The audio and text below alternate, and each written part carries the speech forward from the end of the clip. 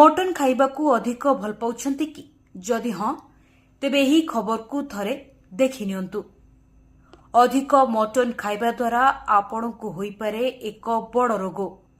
सप्ताह को 2 रु 3 थर जदि मटन खाउछंती तेबे डायबिटीज रोगरे पीड़ित हेबार अधिक चांस रहिछि। एक रिसर्च रु एपरी आश्चर्यजनक तथ्य सामना को आसीछि। मटन आम शरीर को प्रोटीन जोगेबा सह पोषक तत्व मध्य जोगाई थाए।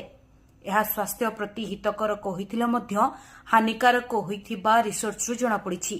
10 वर्ष धरी मटन खाउथिबा किछि लोकंकु नै रिसर्च करा जायथिला। यहा पर जणा पड़िथिला जे कोनोसी ना कोनोसी कारण को नै सप्ताह को 2 रु 3 थर समस्ते मटन खाइथांती। तेबे मटन खाइबा द्वारा डायबिटीज रोगरे पीड़ित हेबार 15% अधिक चांस